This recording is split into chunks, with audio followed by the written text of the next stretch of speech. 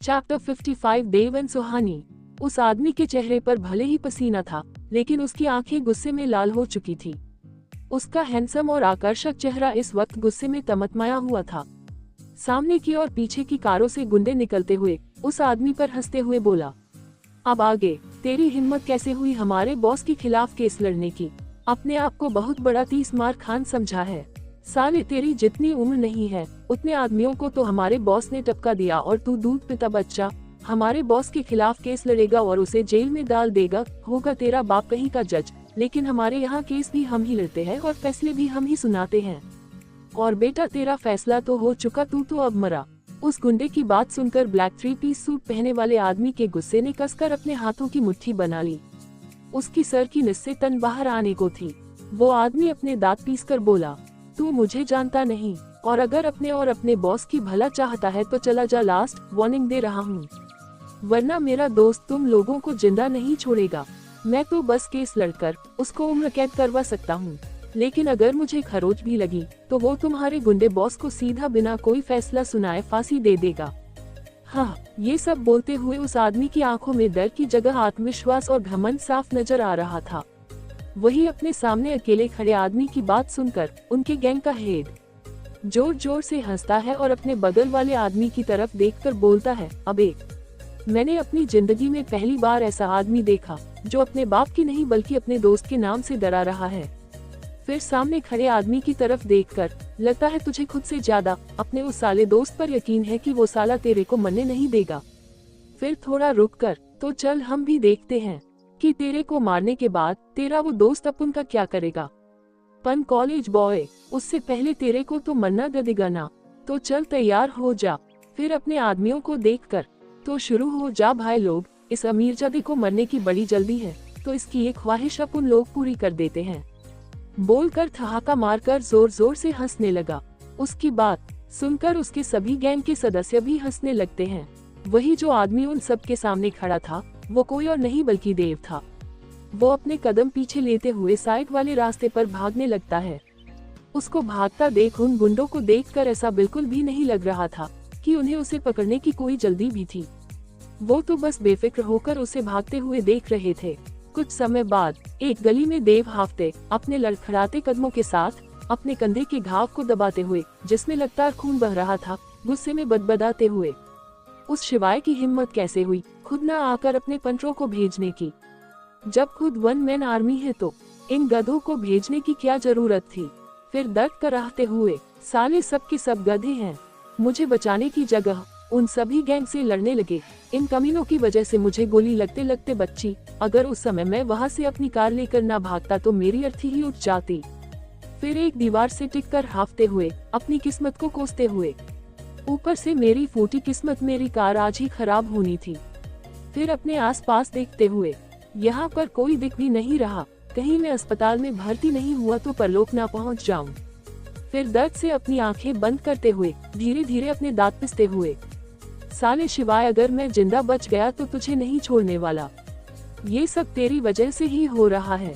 तभी उसका सर घूमने लगा और वो किसी तरह आगे बढ़ते हुए लड़खड़ाते हुए चल ही रहा था कि तभी स्कूटी के हॉर्न और ब्रेक लगने के बाद एक लड़की की चीख की आवाज सुनकर जैसे ही देव पलट कर देखता है, वो लड़की अपनी आंखें बड़ी बड़ी करके उसे ही डरी हुई नजरों से देख रही थी। वही देव लड़की के खूबसूरत चेहरे की तरफ देखता है तो उसकी बोझिल होती नजर उस लड़की के चेहरे पर जैसे टिक सी जाती है।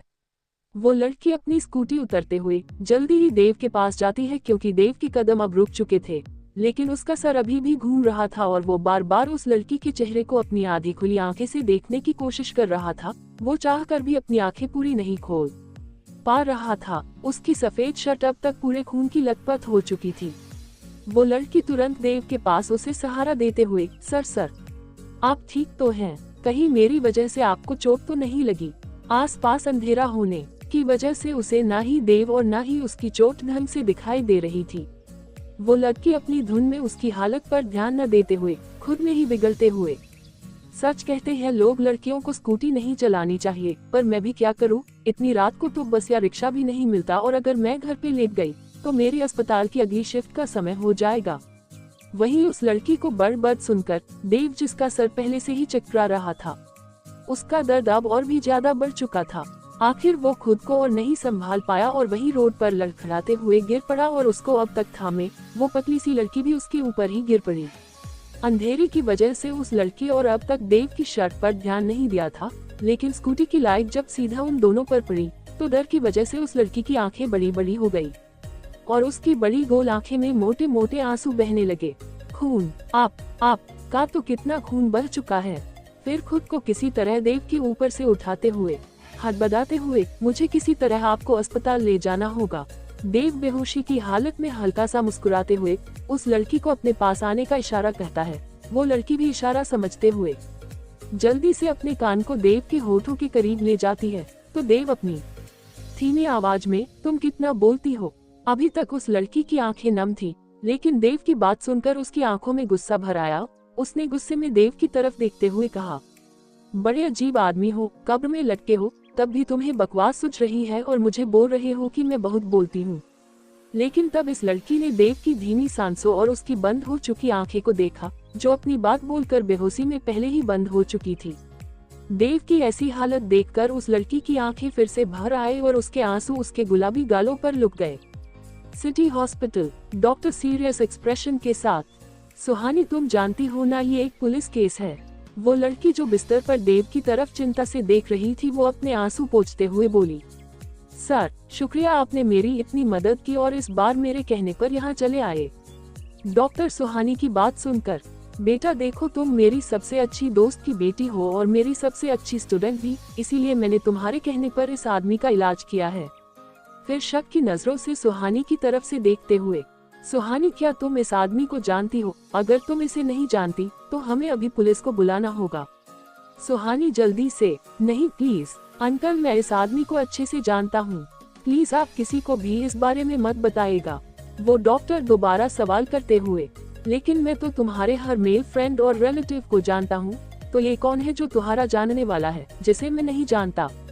अपने अंकल की बात सुनकर सुहानी मन में खुद को खसते हुए, ले फंस गई ना बेटा तू, अब क्या बोलेगी? अंकल, ये आदमी तुझे सुनसान सड़क पर खून के लथपथ हाल में मिला और तुझे उसी बिना सोचे समझे यहाँ ले आई। बहुत अच्छा, अब कोई अच्छा सा बहाना सोच जल्दी। डॉक्टर सुहानी को ध्यान खींचते हुए अपनी गंभीर आवाज में, सुहानी कहीं तुम मुझसे झूठ तो नहीं बोल रही? सुहानी तुरंत हड़बड़ाते हुए, नहीं अंकल, वो तो बस थोड़ी हिचकिचा रही थी। पहले आप मुझसे वादा करो, आप डैड को के बारे में कुछ नहीं बताओगे। डॉक्टर गहरी बिना लेते हुए हाँ में अपना सर हिला देते हैं। तो सुहानी अपनी उलझी हुई उंगलियों की तरफ देखकर, वो असल में अंकल ये मेरा बॉयफ्रेंड है। डॉक्टर शॉक में, क्या? प्लीज अंकल, आप डैड को कुछ मत बताना, हम बहुत सालों के रिलेशन में हैं और ये लड़का सच में बहुत अच्छा है और मैं वादा करती हूँ कि मैं जल्दी ही डैड को इसके बारे में बता दूंगी। तब तक प्लीज आप उनसे कुछ मत कहना, प्लीज। डॉक्टर बसना में सर हिलाते हुए, सुहानी को ऑर्डर देते हुए, मुझे इस लड़के के बारे में सब कुछ जानना है और जल्दी ही मुझे मेरे केबिन में आकर मिलो। किसी तरह अपने अंकल को बहलाने फुसलाने के बाद फुल वीक तक सुहानी ने ही देव का ख्याल रखा। देव को तीसरे दिन हाय होश आ चुका था और अस्पताल में उसकी और सुहानी की काफी अच्छी दोस्ती हो गई थी। हाँ, आप कह सकते हैं कि वो ज्यादा समय तक बस एक दूसरे के साथ लड़ते ही रहते थे।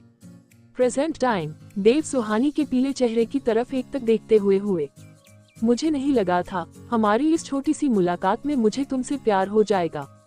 जब मैं शिवाय के साथ उस अस्पताल से चला गया और कुछ महीनों में पूरी तरह ठीक होकर तुम्हें ढूंढने आया, तो उस समय मुझे तुम्हारा कोई भी पता नहीं चला था। ये बोलते हुए उसकी आंखें नम होकर हल्की लाल हो चुकी थी। वो सुहानी के खूबसूरत बालों को प्यार से सहलाते हुए, मुझे नहीं लगा था कि इतने सालों बाद जब तुम मुझे मिलोगी तो तुम्हारी ये हालत होगी। फिर अपने होंठों से उसके माथे पर सॉफ्ट किस करते हुए, देव की आंखों में जो आंसू थे वो बूंद रुक कर सुहानी के गालों पर आ गई, जिसकी वजह से उसकी आंखों में हल्की सी हरकत होने लगी। पर देव ने उसके ऊपर ध्यान नहीं दिया। वो तो सुहानी को इस हाल में देखकर जैसे टूट गया था। हमेशा हंसता रहता देव इस वक्त अपने चेहरे पर जीरो एक्सप्रेशन लिए बस एक टक उसे देखता रहा था। उसका दिल जो पहले ही उसके ना मिलने की वजह से दर्द में था, अब वो टूट चुका था। शिवे का ऑफिस, अनिका अभी शिवाय के पूरे ऑफिस को अपनी चमकती आंखों से एक्सप्लोर कर रही थी। कुछ देर पहले उनके रोमांटिक मूवमेंट को डिस्टर्ब करने के लिए शिवाय के मोबाइल पर राघव को कॉल आता है। हालांकि बात यह थी कि अब ऑफिस टाइम ओवर होने का टाइम होने वाला था, लेकिन शिवाय की इम्पोर्टेंट मीटिंग की वजह से शिवाय को ना चाहते हुए भी अनिका को छोड़कर जाना पड़ा। शिवाय प्यार अनिका के माथे पर किस करते हुए उसके मुलायम गालों पर हाथ रखकर अपनी सॉफ्ट टोन में, मैं अपना काम पूरा करके आता हूँ, फिर हम साथ में हमारे घर चलेंगे। अनिका भी पलक झपका कर हाँ का इशारा कर देती है। अब तक ऑफिस पूरी तरह से पहले जैसा क्लासी और खूबसूरत बन चुका था। सारा सामान अपनी जगह पर सलीके से रख गया था, जिसे देखकर कोई भी बता सकता था कि शिवाय को सफाई और परफेक्शन कितना पसंद था, लेकिन वो आदमी खुद कुछ देर पहले गुस्से में पूरा मिसअदप हो चुका था। अनिका चारों तरफ देखते हुए शिवाय की टेबल के पास पहुंचकर वहां रखी चीजों को ध्यान से देखने लगी, जहां उसकी और शिवू की प्यारी सी फोटो रखी हुई थी, जिसमें वो दोनों ही बहुत हाई ज्यादा क्यूट और दो मासूम बच्चे लग रहे थे। अनिका उस फोटो को हाथ में रखकर उस पर हाथ फेरते हुए शिवू को याद करके उसके होठों पर प्यार सी मुस्कुराहट आ जाती है। फिर कुछ देर इधर उधर देखने के बाद जैसे ही वो लंबी सी ग्लास की दीवार के सामने खड़ी होती है और नीचे का नजारा देखती है, तो उसे पूरी दुनिया बहुत छोटी नजर आ रही थी। वहाँ का नजारा बहुत ही खूबसूरत लग रहा था। नीचे देखते देखते अनायास ही अपनी पुरानी यादों में खो जाती है। जब उसके डैड अपने हर मिशन में जाने के एक रात पहले उसे उनके शहर की सबसे ऊंची बिल्डिंग पर ले जाते थे और उस चटियों की भीड़ को दिखाकर कहते थे, देख कायू, मैं अपने लिए नहीं बल्कि इन सब के लिए बॉर्डर पर जा रहा हूँ, इसलिए ये सब बेफिक्र होकर अपनी जिंदगी जी सकते हैं। छोटी सी काव्या अपनी टिमटिमाती आंखों की रात तेज चलती कारों को इधर उधर भागते हुए देखती है, फिर अपने डैड की तरफ देखकर, बाबा क्या आप इन्हीं की रक्षा करने के लिए जंग पर जाते हो? काव्या के डैड उसके सर पर प्यार के हाथ फेरते हुए, क्यों, जैसा तू मेरा बच्चा है वैसे ही कितने ही माँ बाप के बच्चे बेफिक्र होकर और खुलकर जी सके, इसीलिए तेरे बाबा दुश्मनों से लड़ने जाते हैं। छोटी सी काव्या अपने बाबा की बात सुनकर अपनी छोटी छोटी हथेलियों की मुट्ठी बनाते हुए, हाँ मैं भी उन छोटे बच्चों की रक्षा करूंगी और दुश्मनों की हवा में मुंह मरते हुए धुसुम धुसुम बैंड बजा दूंगी। फिर अपने बाबा की तरफ सर उठाकर देखते हुए अपनी आंखों में विश्वास लिए, मैं बहुत मजबूत बनूंगी बाबा, बिल्कुल आपकी तरह। काव्या के डैड प्यार से उसे अपने गोदी में उठाते हुए और उसके लाल गालों पर किस करते हुए मुंह, मेरी स्ट्रॉन्ग कायून। काव्या भी अपने डैड के गालों पर किस करते हुए और अपने छोटे छोटे हाथों को उनके गले के चारों तरफ लाते हुए, मेरी स्ट्रॉन्ग बाबा, हाँ हाँ हाँ। तभी मोबाइल की रिंग करने की वजह से हमारी अनिका उर्फ काव्या अपने होश में वापस आ गई। इस वक्त उसके खूबसूरत गालों पर आंसू के निशान थे, जिन्हें पोंछते हुए वो एक बार अपने मोबाइल की तरफ देखती है, जिसमें अमन का नंबर शो हो रहा था। अनिका का चेहरा बिल्कुल भावहीन था और उसकी आवाज हमेशा से ज्यादा गंभीर सुनाई दे रही थी। अनिका, बोलो। अमन खुशी से उत्साहित होकर, बॉस हम जीत गए, दीवान ग्रुप का नाम मिट्टी मिल चुका है, उनके शेयर्स लगाकर नीचे जाते जा रहे हैं, वो अब दीवान से देवलिया होने वाले हैं, और सबसे बड़ी खुशखबरी ये है कि अब हम जल्दी ही इंडिया की टॉप 10 सॉफ्टवेयर कंपनियों में आने वाले हैं। अनिका बिना किसी दिलचस्पी के, हम मीटिंग के क्या अपडेट्स हैं? अमन की एक्साइटमेंट खत्म हो चुकी थी। अनिका के ठंडे रिएक्शन की वजह से कहीं न कहीं वो समझ आ चुका था कि इस वक्त अनिका का मूड थोड़ा खराब है। वो सीरियस होकर, बॉस आपकी कंपनी आने के बाद किसी में इतनी हिम्मत नहीं है कि वो दोबारा आपसे कोई सवाल करे, और न्यूज रिलीज होने के बाद तो मुझे तब तक सॉरी कॉल्स और मैसेज ही आ रहे हैं। अनिका बस एक लाइन बोलकर कॉल कट कर देती है, जिसे सुनकर अमन शॉक से अपनी जगह पर जम सा जाता है। अनिका सीरियस और रिंग टोन में, जिन्होंने प्रॉब्लम क्रिएट की थी उन सभी के शेयर्स उनसे वापस ले लो और सुनिश्चित करें कि वो ना ही अपनी और ना किसी कंपनी के शेयर खरीदने के लायक बचे। बोलते हुए अनिका ने कॉल कट कर दी थी। वापस खिड़की से बाहर शाम की लालिमा में आती जाती भीड़ को देखकर अनिका मन में, मुझे माफ करना बाबा, मैं आपकी सिखाई सीख को भूल गई थी और अपने फर्ज को भूल गई थी। मेरे मौत की वजह और इस देश को अंदर तक खोखला करने वाला वो दुश्मन अभी भी जिंदा घूम रहा है। फिर अपने खुद के दिल पर हाथ रखते हुए मैं वादा करती हूँ बाबा, जब तक उस देशद्रोही को मौत के घाट नहीं उतार देती, मैं कभी इस दिल की नहीं सुनूंगी। पहले मेरा फर्ज, फिर बाकी सब कुछ। सोचते हुए अनिका की आंखों से झरझर आंसू बह रहे थे। हालांकि अपनी मौत के बाद ये पहली बार था जब वो अपनी पिछली यादों को याद कर रही थी। वो कहते हैं ना, जब आपका दिल शांत होता है तो आपको किसी अपने की याद जरूर आती है। अनिका भी आज पहली बार इतना शांत महसूस कर रही थी। वरना हर समय वो किसी न किसी सोच में गुम रहती और अपना पुनर्जन्म लेने के बाद जैसे उसने खुद की सच्चाई को भुला ही दिया था। लेकिन अपने बाबा की याद और उसका फर्ज याद दिला दिया, जिसकी वजह से उसके शांत दिल में दोबारा से एक आग भड़क चुकी थी। लेकिन ये आग काफी साल पुरानी थी, जो किसी की मौत ही बुझने वाली थी। तो ये मौत अनिका की होती है या कोई और की, ये तो आगे ही पता चलेगा।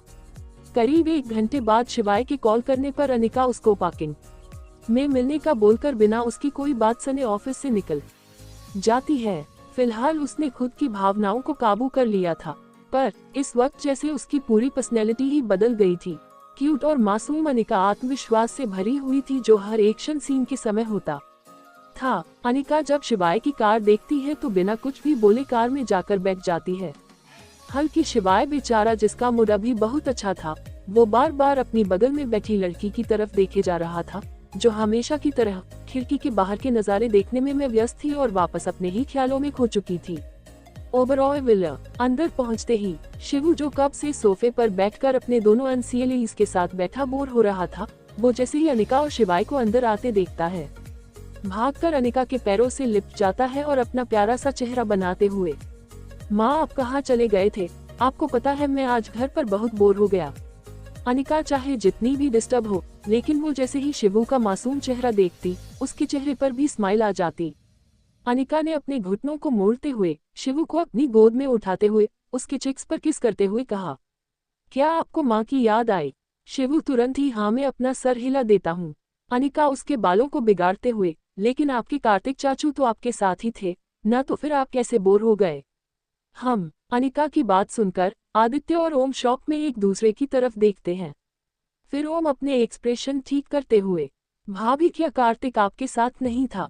अनिका शिवू को अपने बॉडीएम लिए हुए ही ओम का जवाब देती है, उसने मुझे दोपहर में कॉल करके शिवाय के ऑफिस में बुलाया था और कह रहा था कि वो भी वहीं पर है, लेकिन जब मैंने वहां पहुंची तो ना वो दिखा और ना ही मुझे उसका कोई कॉल ही आया था। आदित्य सीरियस एक्सप्रेशन के साथ ओम जल्दी से उसे कॉल लगा, पता नहीं कहाँ चला गया ये लड़का। तभी आदित्य की नजर गेट से अंदर आती है, शिवाय पर जाती है तो वो उसे पूछता है, अरे शिव तूने तू कार्तिक को अपने ऑफिस में बुलाया था ना? आदित्य की बात सुनकर शिवाय कुछ पल रुकता है, फिर कुछ सोचते हुए, वो आया तो था शायद, लेकिन मेरे केबिन में आने से पहले ही कहीं चला गया। अदिया, और तुझे ये बात कब पता चली? शिवे, मुझे निकलते समय राघव ने बताई थी। तभी बीच में मोबाइल कान पर लगाए हुए भाई रिंग जा रही है। कनेक्ट होते ही उधर कार्तिक की नशे से भरी आवाज सुनाई देती है।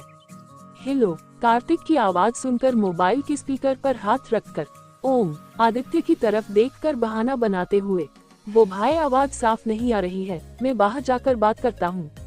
इतना बोलकर वो बिना उनका जवाब का इंतजार किए वहाँ की बालकनी की तरफ चला जाता है। हालांकि आदित्य को कुछ गड़बड़ तो लगती है, लेकिन अनिका और शिवाय के बीच अजीब सी सिचुएशन को समझते हुए आदित्य भी कुछ नहीं बोलता। वही ओम बालकनी का गेट बंद करते हुए, तू कार्तिक आखिर तूने कितनी पी रखी है और तू कहाँ है इस वक्त? कार्तिक अपनी लड़खड़ाती वॉइस एम है, वो भाई एमएसआई इस वक्त एक क्लब के होटल के कमरे में हूँ, लेकिन आप टेंशन मत लो, मैं यहाँ अपनी फर्जी पहचान के साथ आया हूँ, तो किसी को भी पता नहीं चलेगा मैं यहाँ हूँ, शिवाय भाई को भी नहीं। हाय हूँ 00। ओम उस पर भड़कते हुए, शट अप यू इडियट, तुझे पता है शिव को बिल्कुल भी पसंद नहीं है कि कोई ड्रिंक करे, और तू उसे इतना नाराज करने के बाद बिना उसे बताए वहाँ भाग गया, और ऊपर से तू टल्ली होकर किसी 3rd क्लास क्लब में पड़ा है। क्या तुम पागल हो गया है? कार्तिक, मैं क्या करूँ भाई? जब मैं ऑफिस में शिवाय भाई के केबिन के बाहर पहुंचा तो मुझे केबिन के अंदर से लगातार सामान टूटने की आवाज सुनाई दी, और मैंने जब थोड़ा सा झाँक कर देखा तो भाई गुस्से में अपना डेविल रूप धारण किए खड़े थे। मेरी तो हिम्मत ही नहीं हो रही थी अंदर जाने की, इसलिए मैंने अनिका भाभी को वहाँ बुलाया, लेकिन भाई का गुस्सा लोगों पर फुटते देख मेरी तो हिम्मत ही नहीं हो रही थी वहाँ एक पल की भी रुकने की, इसलिए मैं एसोसिएशन क्लब में आ गया। फिर मजाक उड़ेट हुए, और पता है भाई, यहाँ कोई कॉलेज की फेयरवेल पार्टी चल रही थी, तो मैंने खुद को भी गेस्ट बनाकर एक कमरा लिया और खूब सारी फ्री की बोतलें ऑर्डर कर दी।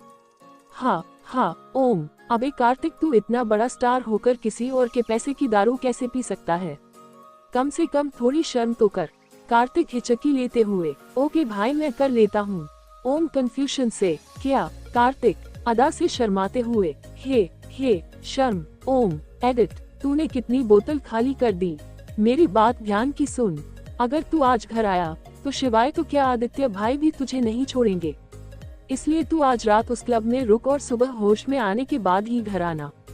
मैं तब तक यहाँ संभाल लूंगा। इधर हॉल में आदित्य अनिका के हाथ में पट्टी बांधी देखकर उससे सवाल करता है, अनिका ये तुम्हारे हाथों में चोटी कैसे लगी? अनिका अपने हाथ की तरफ देखकर, जिसमें शिवाय ने बहुत ही सलीके से पट्टी बांधी हुई थी। वो भैया रास्ते में कुछ लोग एक लड़की को परेशान कर रहे थे, उसको बचते हुई थोड़ी लग गई। आदित्य उसकी चिंता करते हुए, अरे और तुम अकेले ही उनसे लगाई करने चली गई। अगर तुम्हें कुछ हो जाता तो तुम्हें शिवाय को कॉल करना चाहिए था, या तुम हम में से किसी को कॉल करके मदद मांग सकती थी। अनिका मुस्कुराती हुई, थैंक यू भैया, पर वो ज्यादा लोग नहीं थे और देव भी वहीं आ गया था मेरी हेल्प करने के लिए। उस लड़की को अस्पताल ले जाने में उसने ही मेरी मदद की। आदित्य राहत की सांस लेते हुए, तब ठीक है। वैसे तभी मैं यही सोच रहा था कि उसे इतनी देर से कॉल कर रहा हूँ, वो मेरा फोन को नहीं उठा रहा है। लेकिन शायद वो उस लड़की के साथ अस्पताल में होगा। ठीक है, मैं उससे बाद में बात कर लूंगा। अनिका, जी भैया। शिवू अनिका के हाथ को अपने छोटे छोटे हाथों में पकड़कर अपनी प्यारी आवाज में, एंजल ज्यादा दर्द हो रहा है, मैं फूंक मार दूं? दादू कहते हैं मेरे फूंक मारने से दर्द एकदम गायब हो जाता है। अनिका शिवू को सोफे पर अपने गोदे में बैठाते हुए, ओके वैसे दादू सही कहते हैं, अगर आप इस पर फूंक मार दोगे तो ये बिल्कुल ठीक हो जाएगा। बोलकर अनिका मुस्कुराने लगती है। वही वो दोनों माँ बेटे अपने में ही बिजी थे, लेकिन कोई था जो उन दोनों को ही एक तक देखे अपनी ब्लू आई से देखे जा रहा था और उसकी आंखों में धीरे धीरे बढ़ता हुआ जलन और गुस्सा साफ दिखाई रहा था। वही आदित्य शिवे की ऐसी हालात देखकर मन ही मन मुस्कुराते हुए, तेरे तो दिन ही बड़े खराब चल रहे हैं शिवे, तू दुनिया में सबसे ज्यादा जिसे चाहता है वही तुझे साइड करके अपने में लगे हुए है और तू साइड में खड़ा बस अकेले अकेले जल भून रहा है। काश दादू भी मेरे साथ ये सीन देख रहे होते। ये सब सोचते हुए अनायास ही आदित्य के चेहरे पर छोटी सी मुस्कान आ जाती है। जब शिवाय को बर्दाश्त नहीं होता तो आखिर वो अपना गला साफ करते हुए, उहम शिवू तुम्हारे मम्मा इस वक्त बहुत थक चुकी है और उन्हें चोट भी लगी है, तो तुम्हें उन्हें इस तरह परेशान नहीं करना चाहिए और उन्हें आराम करने देना चाहिए। फिर अनिका की तरफ देखते हुए सॉफ्ट टोन में, तुम हमारे कमरे में जाकर रेस्ट करो, मैं भी थोड़ी देर में आता हूँ। शिवाय की बात सुनकर और उसके एक्सप्रेशन देखकर आदित्य और अंदर आता है हुआ ओम एक साथ अपनी बड़ी बड़ी आंखें करके शिवाय के चेहरे की तरफ देख रहे थे। तब तक ओम अपना कान साफ करते हुए, कहीं मेरे कान तो खराब नहीं हो गए। शिवाय ओबरॉय ने अभी किसी से इतने प्यार की बात की, वो भी एक लड़की से। वही आदित्य जल्दी ही अपने एक्सप्रेशन ठीक कर लेता है, लेकिन इस वक्त भी वो एक टक शिवाय की तरफ ही देख रहा था, जैसे उसे अभी भी यकीन करने में दिक्कत हो रही हो। वही अनिका जो इन सब में उसके और शिवाय के बीच क्या हुआ था वह लगभग भूल ही गई थी। शिवाय की इतनी कोमल टोन सुनकर उसका दिल बहुत जोर से धड़कने लगता है। अनायास ही उसकी नजर शिवाय की नीली आंखों से जा मिलती है और जल्दी ही वो अपने नजरें फेर कर खुद पर काबू करते हुए कहती है, वैसे सच में बहुत थक गई हूँ। अनिका की बात सुनकर शिवू, जिसका चेहरा अनिका के पास रहकर खिला हुआ था, एकदम मुरझा जाता है, क्योंकि उसे पता था कि उसकी माँ अब उसके डैड के कमरे में सोती थी, तो अब शायद वो अपने माँ को नहीं मिल पाएगा। वहीं अनिका शिवू का उदास चेहरा देखकर समझ जाती है कि वो क्या सोच रहा था और शिवाय से दूर रहने या कह सकते हैं उससे बचने के लिए अनिका शिवू की गाल पर प्यार से हाथ रखकर कहती है, लेकिन मैं आज अपने प्यारे शिवू के साथ ही सोने वाली हूँ। वही अनिका की बात सुनकर शिवू के चेहरे पर जहाँ 440 वोल्ट की मुस्कुराहट थी, वही शिवाय के चेहरे पर वही दोबारा बिना एक्सप्रेशन वाला एक्सप्रेशन आ गया था। वो बस एकटक अनिका की तरफ देख रहा था। वैसे अनिका के कार में बैठने के बाद उसे उसका बिहेवियर बहुत अजीब लग रहा था और वो बार बार उससे नजरें भी चुरा रही थी और कार में भी उसने पूरा रास्ता उसे इग्नोर किया था।